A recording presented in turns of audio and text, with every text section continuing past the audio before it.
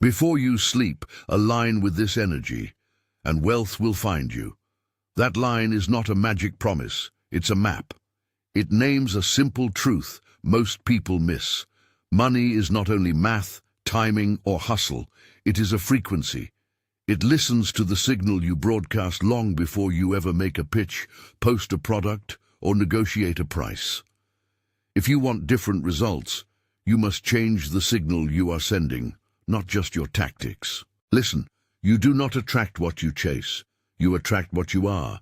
You walk into a room, and people tune in to something far older and more honest than your resume or your elevator pitch.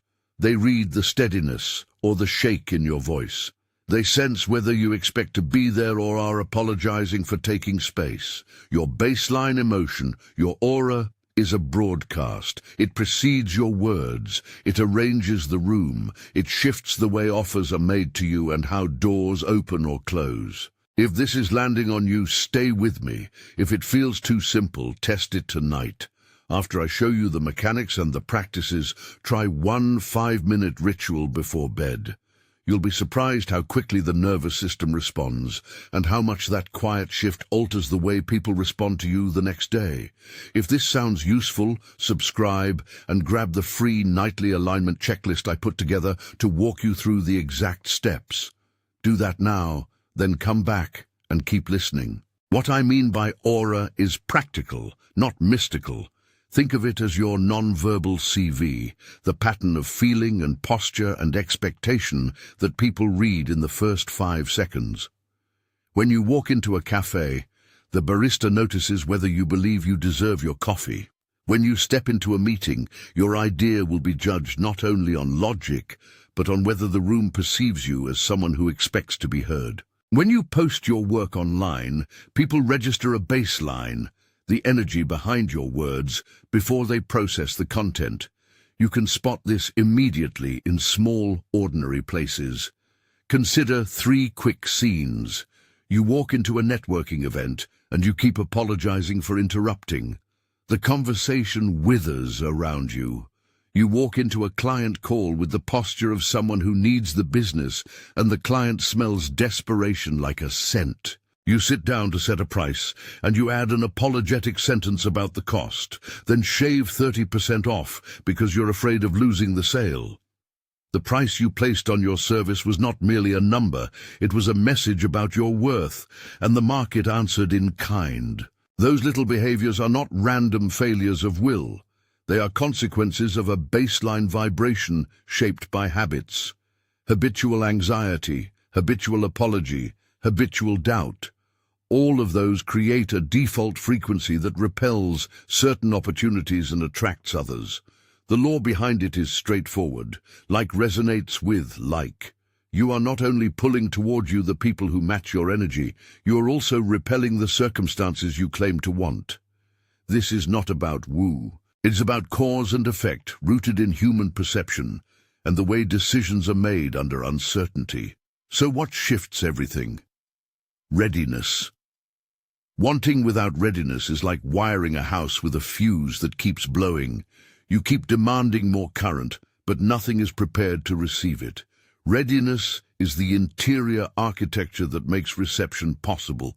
It's why 2 equally good offers land differently with 2 different people. One person receives the invitation with a steady yes in their chest. The other receives it with trembling fingers. One will say price, the other will say sorry. One steps into the role, and the world responds by placing more doors within reach. This is where identity work becomes indispensable. You must become the person who naturally carries the bandwidth of what you want. That means tiny psychological decisions, cleaning emotional closets, setting new standards, removing permission structures that keep you small, combined with consistent sensory practice so the nervous system believes the new identity. It's not enough to recite affirmations without feeling them. It's not enough to craft a business model while your posture says you're not allowed to succeed. The shift must happen inside the body, in the rhythm of breath and attention. Before we go deeper into identity, and we will, let me give you something immediate. 3 minimal practices you can do tonight and each morning for 5 minutes that will begin to rewire your baseline. These are not magic shortcuts. They are training drills for your nervous system. Do them faithfully for a short commitment, 21 to 30 days, and you will begin to notice changes not primarily in bank statements, but in the texture of your days. People leaning in more, offers arriving with fewer qualifiers, your own appetite for risk stabilizing. First, the emotional audit. This is a practice of honest inventory, not judgment. Sit for 2 minutes and ask, what emotion did I bring into my last interaction about money? Name it. Was it scarcity, shame, resignation, or guarded optimism? Then ask, what story was underneath that emotion? Example answers might be, I'm not enough. I will be judged if I charge that. Or, I'll lose the relationship. Finally ask, what would a higher frequency alternative feeling sound like in this situation? Examples, I am allowed to be paid. My offer reflects real value. I can hold firm with compassion. Write one sentence that flips the old story into a new one. That sentence is your corrective lens for the night. Second, alignment affirmations, but with a twist. Most people memorize lines and sound them out like a parrot. That gives the brain words without changing the signal. Instead, use sensation-first affirmation. Choose 2 short statements. Make each no more than 6 words. Examples you can borrow. I am a magnet for aligned wealth. My presence is worth money.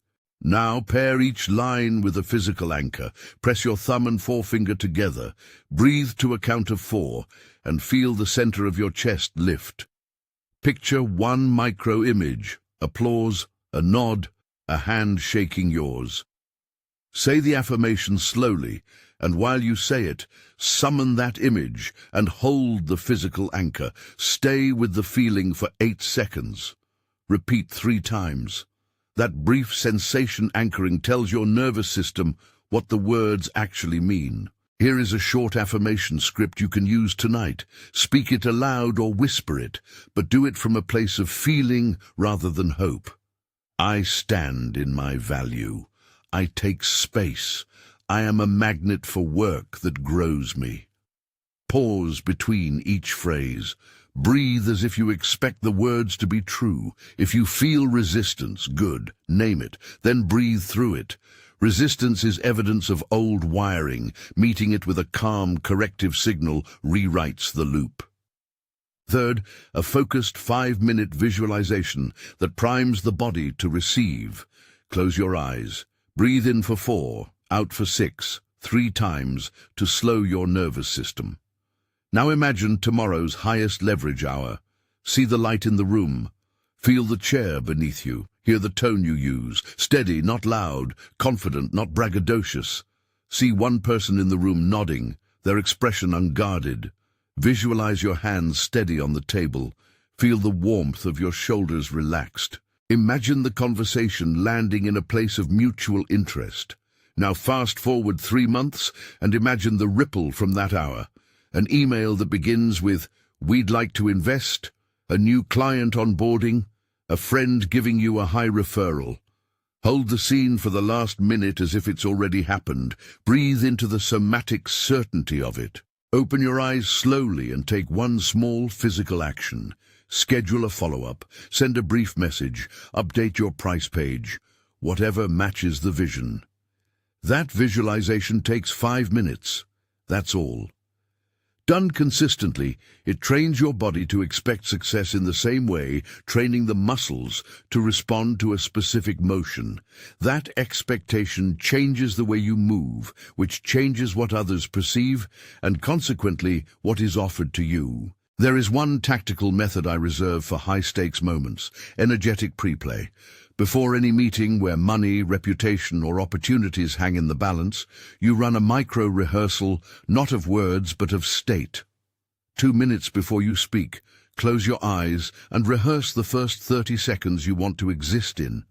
Feel the rhythm of your breath. Remember that physical anchor you used for affirmations.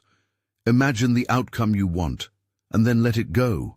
Don't clutch it. Release the future into the room with calm expectation, not grasping.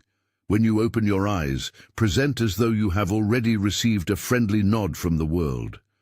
All three practices, audit, affirmation with a body anchor, and visualization plus energetic pre-play, are tools to change baseline.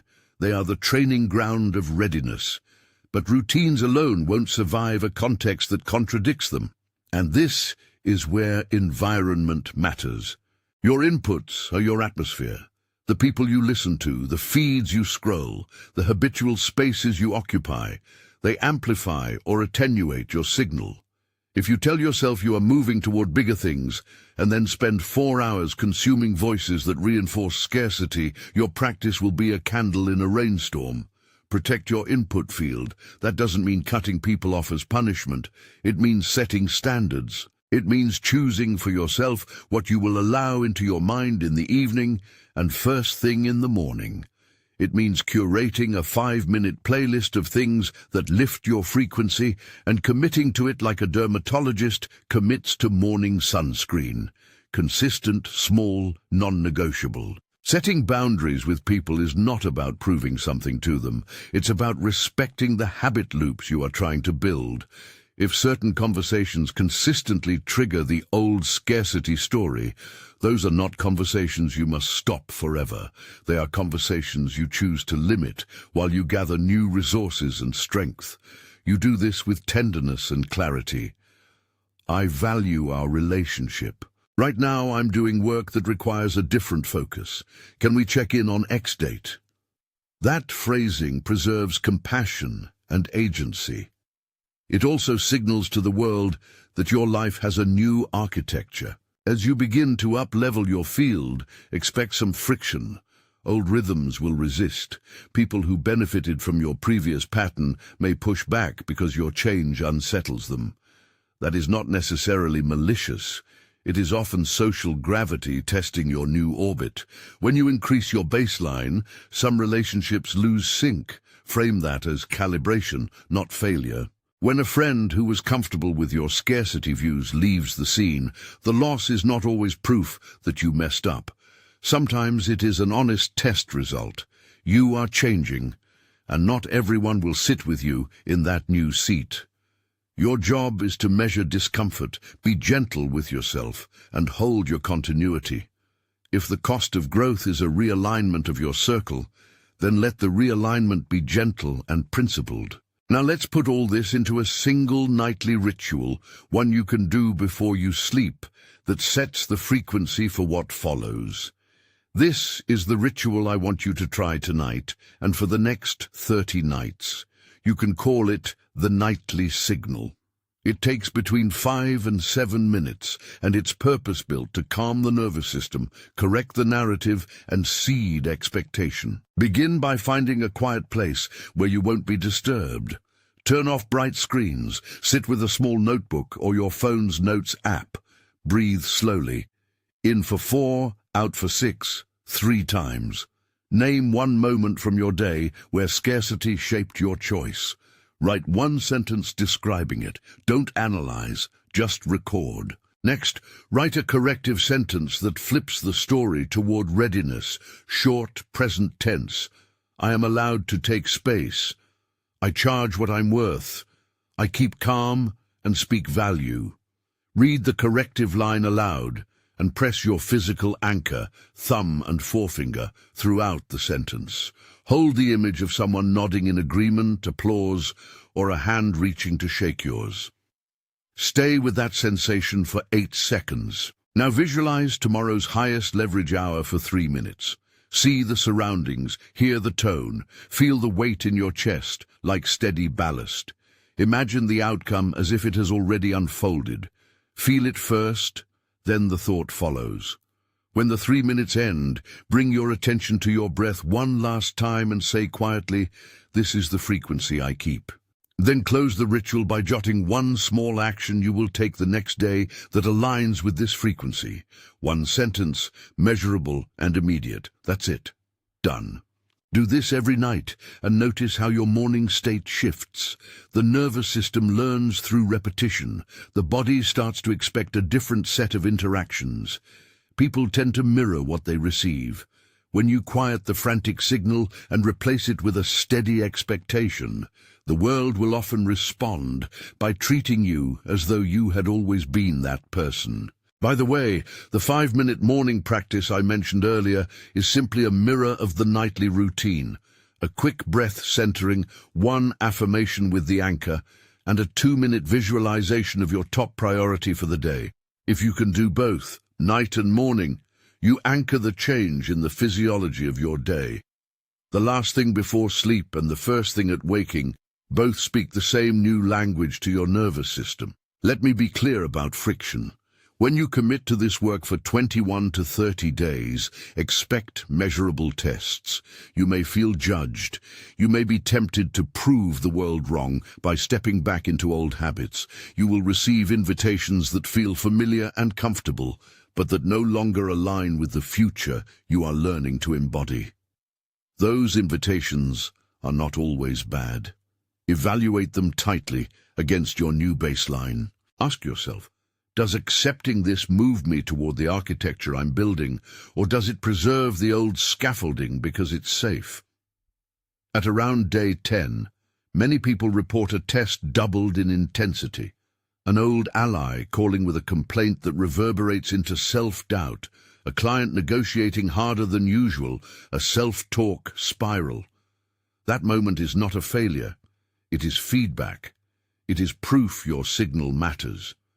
The way you meet that test matters more than the test itself. You are now equipped with audit, affirmations with anchors, visualization, pre-play, and a compact nightly ritual. These are the practical tools. But there is a deeper layer I must introduce because this work without a structural frame will dissipate. The 4 elements of a wealthy aura. I will name them now because you will use them as a checklist when you feel uncertain. The 4 are certainty, calm, congruence, and contribution. Certainty is not arrogance. It is the interior decision to hold your value. Calm is the nervous system's ability to carry that certainty without adrenaline spikes. Congruence is the match between what you say and what you feel and what you do. No performance without substance. Contribution is the orientation outward. Wealthy energy does not cling. It circulates. Together, these 4 qualities form a shorthand that others read quickly. They are the scaffolding for offers to land. But there is a critical caveat. You can fake these superficially for a while, and people will be fooled. You may get short-term wins. The deeper, sustainable shift requires integration. The belief must land in the body. That is why the nightly practices matter. They are not superficial pep talks. They are physiological retraining. As you begin to practice, keep a simple measure, not your bank balance, not the number of contracts, but your feeling baseline. At the end of the day, rate yourself on a scale from 1 to 10 for how consistently you carried certainty, calm, congruence, and contribution. This metametric will tell you if the practices are changing the system. Money tends to follow that internal movement, but it often does so on its own timetable. You will be better served by tracking the inner state than by demanding immediate financial proof. There is one more piece before I close this segment: the identity lever. Up to this point, we've talked techniques and rituals, but identity is the engine. A decision you make once, I will act like the person I will become, is more powerful than 10 tactics. Reparenting yourself is not an act of self-indulgence. It is an act of permission. You must give yourself permission to carry the posture you will need. That might mean literal micro-decisions, saying no to an underpriced gig, raising a rate by 10%, or asking for terms that protect your time. Those micro-decisions are the scaffolding for the new self. Committing to identity work means choosing rituals that are non-negotiable. The nightly signal is one. The morning micro-practice is another. A third, could be a monthly review where you compare choices to standards. Standards are not vague morals. They are executable rules. I will not negotiate below X. I will not accept calls on Sundays. I will do a 1-hour focus block every Monday to develop my product. Standards create the containers that allow new identity to stick. If you are bothered by the suggestion that people will change around you when you change, know this: real change is often a pruning. People who fed off your old limitations will drift away. That can hurt, and it is okay to mourn. But it is also testimony that your field is being purified for the things you intend to bring into it. Hold compassion for others and clarity for yourself. You're probably asking now, how long before anything real shifts? The honest answer is, you'll notice small differences almost immediately. Interruptions, micro-responders, eye contact, fewer concessions, and larger, tangible shifts tend to show over weeks to months if you practice consistently. The internal metric, the 4-element score, will be your leading indicator. The financial results are lagging indicators. Focus on the leading ones. We're now at a point where you know the problem, the underlying mechanics, and the immediate tools that can start reshaping your field tonight. Up next, we will walk through live examples, because practice without illustration can feel abstract. And I will give you scripts for real-world moments: how to price without apologizing, how to respond to a pushback without collapsing into explanation, and how to hold your line when opportunities are testing you. We'll also map a full 30-day cadence you can follow day by day, so the practices become habit, and will prepare you for the tests that will tell you whether the work is taking root. Before we get to those examples, I want you to do one thing right now. Commit to tonight. Pick one of the corrective sentences you wrote in the emotional audit. Make it the one you will use for the nightly ritual. Say it aloud once. Anchor it with your thumb and forefinger. Breathe in the feeling of someone nodding at you. Hold it for 8 seconds. That small act, repeated nightly, begins to replace the default script your body runs. Tomorrow, we will put this into the field.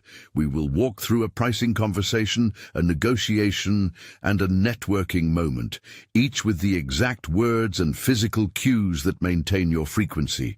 We'll test the pre-play ahead of a meeting and show you the physiological markers of readiness so you recognize them in yourself. We'll also set the boundaries you need and the compassionate language to use so you protect your growth without burning bridges. Right now, close your eyes and picture one small success you could claim within the next week, not a massive windfall. Just one clear step. See it clearly.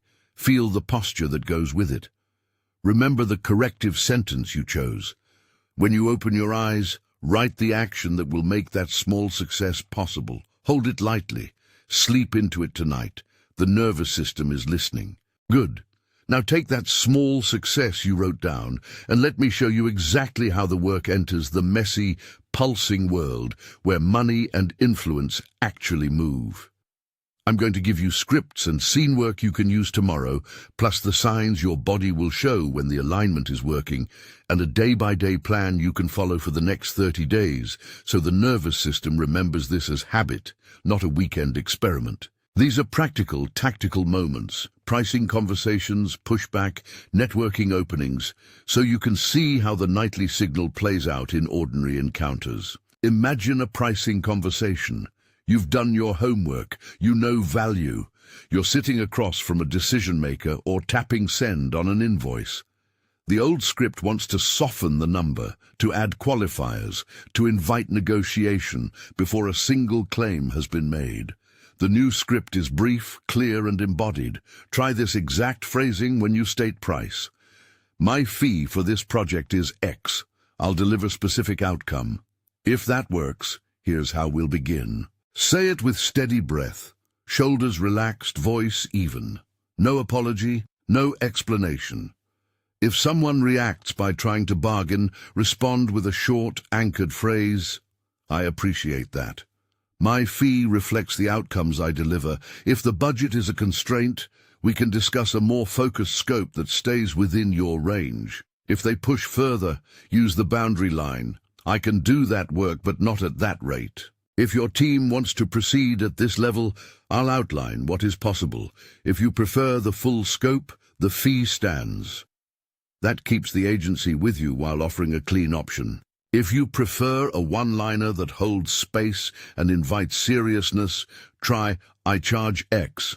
I don't apologize for my price. I'm focused on results." That last clause removes the moral framing people often bring to money.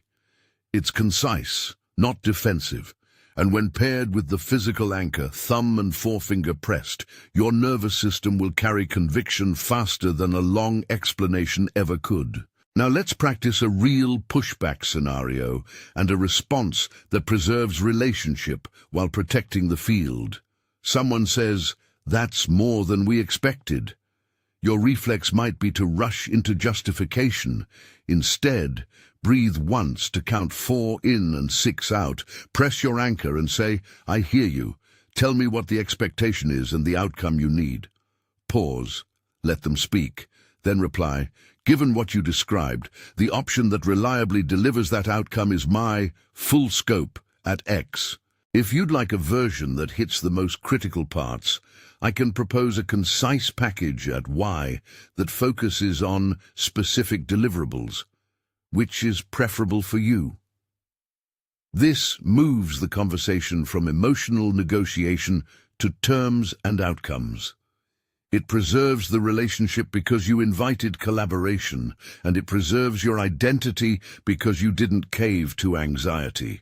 For networking, the problem is almost never content. It's posture. People mistake clever lines for magnetism. What makes a connection is calibrated presence. Walk into a room and scan for the person most likely to listen. Often someone who looks a little curious and unhurried. Approach with an open chest, shoulders down, and a slight forward lean that says you're interested, not needy. Keep your hands visible and relaxed. Open with a short, self-possessed line. "Hi, I'm name. I help type of person get specific result. What's your focus this year?" Notice the shift. You've given a role to yourself and invited them to speak.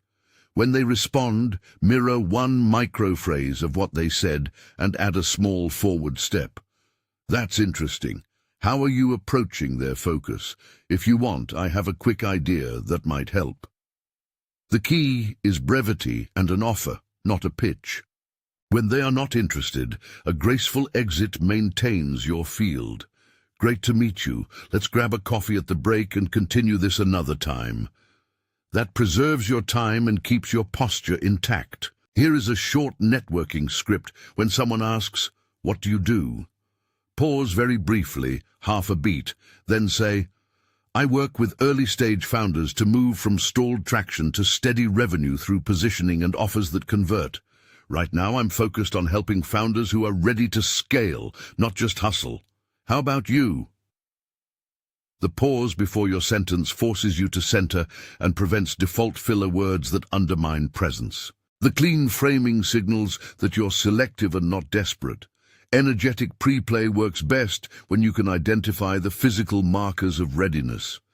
Before a pitch or important conversation, check these signs in yourself.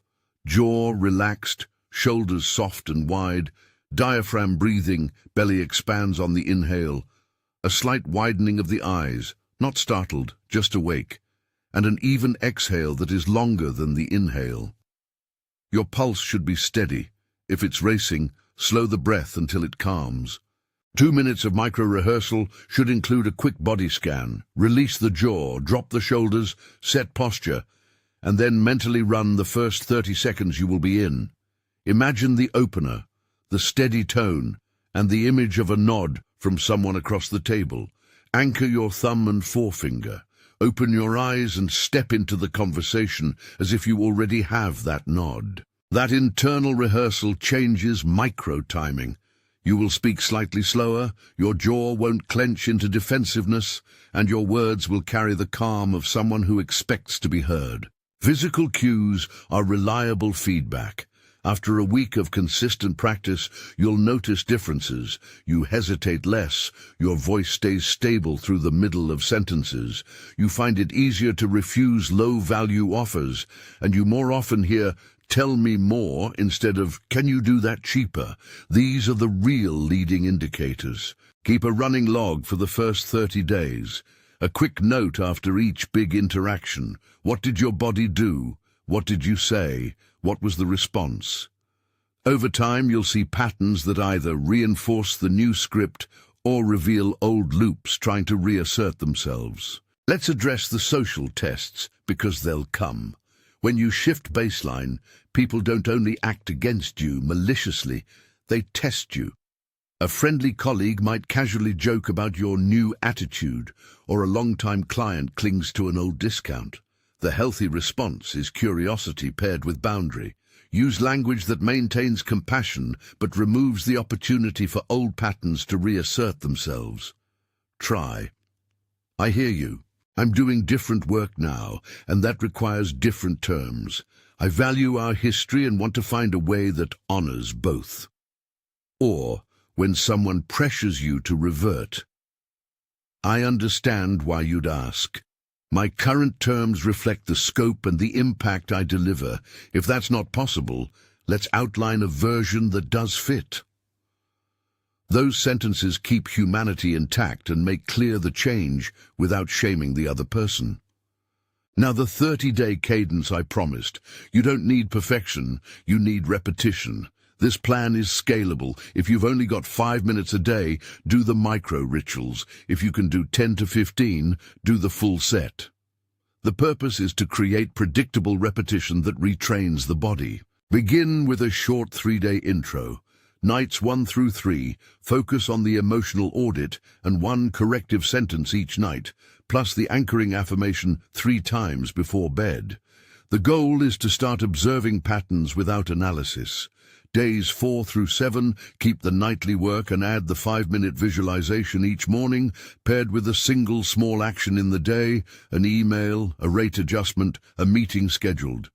The aim for week 1 is familiarity. Week 2, days 8 through 14, increases the stakes, continue nightly audits, do the morning anchor and affirmation, and add 1 energetic pre-play per day for any scheduled interactions. Midweek of week 2, do a 45-minute review. Look at 3 interactions from the week, note the body signals you saw, and write a corrective mantra if needed. On day 10, you'll likely experience a test. Anticipate it and meet it as feedback. If a test arrives, do the 2-minute anchored breath before responding and use one of the scripts above. Week 3, days 15 through 21, is intensive integration. Double down on the morning visualization and begin a weekly standards check. Define 1 standard, pricing, time boundaries or scope, and commit to enforcing it for the next 7 days. Each night record your 4-element score: certainty, calm, congruence, contribution, 1 through 10. Look for trends. On day 21, conduct a 30-minute celebration and calibration. Celebrate where you moved, recalibrate what tripped you, and set a specific micro-standard for the final week. Week 4, days 22 through 30, moves toward consolidation. Continue nightly and morning practices, maintain the pre-play for high-stakes events, and during the final 7 days, practice 3 live scenarios: a pricing conversation, a difficult boundary conversation, and a networking approach. Role-play them aloud or with a friend, but always anchor with the thumb and forefinger technique. On day 30, complete a full 45-minute review, tally your 4-element scores for each day, note your top 3 wins, and pick 3 micro-decisions you'll carry forward as non-negotiables. If you prefer a compressed version because life is loud, compress the plan. Nightly 5-minute ritual plus a single morning affirmation and 1 pre-play per day still moves the needle. The key is consistency, not volume. Along the way, expect measurable friction. friends who are unnerved, offers that test your resolve, and internal resistance that wants the old script back. Meet these with curiosity. When you feel the urge to revert, ask, "What am I trying to protect here?" Write the answer. Often it's safety, identity, or fear of loneliness. Name the fear and pair it with a corrective action. Call one supportive person, schedule a short consultation to confirm your pricing, or do a 10-minute breath practice to recenter. There are 2 practical metrics that help you avoid obsession. One internal, one external. The internal metric is the 4-element score every evening. Take a breath and rate yourself 1 to 10 on certainty, calm, congruence, and contribution. Write the score quickly. No analysis. This becomes your leading indicator. The external metric is a tally of meaningful interactions per week, instances where someone leaned in, asked for next steps, or offered something of value. Do not count likes, vanity metrics, or passive views. Count real engagements. Over 30 days, you should see the internal metric move more consistently before the external metric shifts. Remember, the bank balance will likely lag. The feeling will lead. We should make space for relational nuance. If you must set boundaries with people, do it with respect and clear timelines.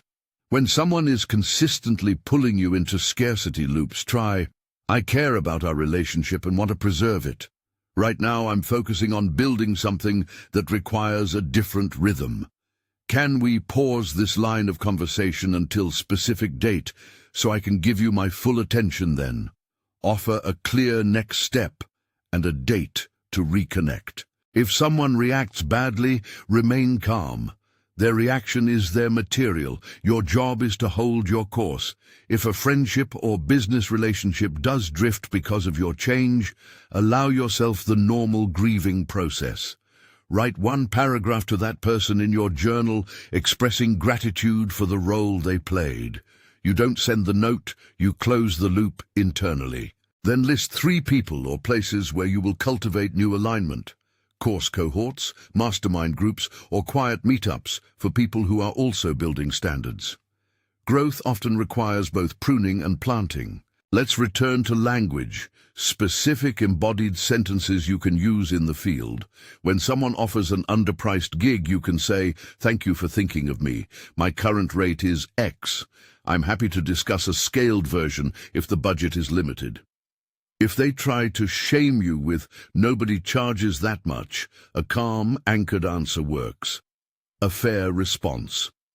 I price based on the outcomes I deliver and the value created. That's what this rate reflects. But if someone tries to belittle your ambition, you don't need to be so intense. You can reply with gentleness and firmness. "I appreciate your concern. I'm choosing to build in a certain way right now, and that requires a level of focus. I hope you understand. Here's a practical script for asking for what you want in a relationship or negotiation without collapsing into explanation.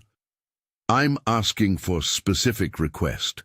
It's important to me because brief reason. If that's possible, here's what I propose. 2 next steps. If not, I understand. Let me know what would work. That structure moves from claim to reason to option, and it keeps emotions out of the scaffolding of negotiation. You will also want to recognize the physiological markers that show your nervous system is becoming receptive rather than reactive. When you're aligned, tension will shift from your throat and jaw into a steady opening behind the sternum. Your breath will lengthen naturally. You'll have longer exhales. Your gaze will be softer but focused. You'll find yourself pausing before answering and smiling slightly when you speak, not a desperate grin, but a relaxed expression that signals ease. Those signs are the internal somatic language of readiness. Name them, celebrate them. They are the small wins that compound. Practice these skills in micro-doses during ordinary parts of your day. Order coffee with the new posture, say your affirmation under your breath, and notice how the barista responds. Send a 3-line email with a clean ask and a clear deadline. At the end of a meeting, offer a single sentence summary and the next step. This shows you are in charge of the thread. Those small, consistent moves shift other people's behavior because they meet someone who expects to be taken seriously. Remember the 4 elements and use them as a nightly checklist. Certainty. Did you hold your value today? Calm. Did you manage the nervous spikes? Congruence. Did your actions match your words? Contribution. Did you offer value without clinging? 1 to 10 on each. Track it. The trend matters more than any single day. A final practical section on common traps. Trap 1. Surface-level performance. This is when you mimic confidence without changing the underlying feelings. It works short-term but collapses under pressure. Counter it with directed practice. Perform the script into a mirror for 5 minutes, then immediately do the breath anchor and notice the difference. Trap 2. Overcuration of environment that becomes avoidance. Protect your inputs, but don't hide inside an echo chamber. Keep one honest friend or mentor who will give you reality check feedback. Trap 3. Impatience. Alignment is a compounding game. Impatient reactivity will sabotage gains. When you feel impatience, revert to the breath anchor until clarity returns. If you want a short list of portable micro-actions for high-frequency use, here are the essentials to carry in your pocket. The thumb and forefinger anchor coupled with a 4-in, 6-out breath. A 1-sentence corrective mantra you wrote in your audit. The 2-line pricing statement and the networking opener that frames what you do in one tidy sentence. These items are your portable identity kit. Use them until you no longer need the kit, because the posture has become your default. As this 30-day window closes, set a new standard for maintenance. I suggest a weekly review of 30 to 45 minutes where you log your 4-element scores, pick one micro-standard for the week, and practice one difficult conversation aloud. Keep the nightly signal as a baseline, the last thing before sleep and the first thing in the morning, and use the weekly review to fine-tune. Before I close, a very direct challenge. For the next 30 nights, do the nightly signal exactly as I described. No substitutions for the first week. Do it as written. Track your 4-element scores. When friction arrives, which it will, treat it as calibration, not indictment. Your nervous system is learning a new language. You are not simply changing tactics, you are creating scaffolding for a new identity. Repetition is the engine of trust between intention and body. One closing exercise. Tonight, before you sleep, after you do the ritual, speak these 3 sentences out loud and feel them land in the chest. I take up the space I need. I offer my work with integrity and without apology. I am building a field where value returns to me. Say each sentence once, anchored with breath. Put a hand on your sternum as you speak to feel the physical claim. Sleep into it. In the morning, look for one small sign of receptivity. An easier exchange, a clearer reply, a shorter negotiation, and jot it down. If you are ready to move beyond listening and into sustained practice, join the 30-day Aura Alignment Challenge. When you join, you'll get the guided pre-sleep audio I use with clients to set the nightly signal, plus a downloadable nightly alignment checklist that walks you through the audit, the anchor, and the visualization so you can use it immediately tonight. This is not a promise of instant riches. No method guarantees instant outcomes, but it is a curated structure that helps your body and attention align with the opportunities you are ready to receive. If you take the 30 days seriously, you will likely notice the internal shifts, the steadiness, the fewer concessions, the better offers that tend to precede external change. Walk into your life tomorrow as if you are already the person your calendar will eventually reflect. Set the signal before you sleep tonight. Let the nervous system learn the posture. Keep the checklist near your bed. Sleep into the frequency you choose. The world tends to respond to the field you broadcast. When you change the signal, the room arranges itself to meet you.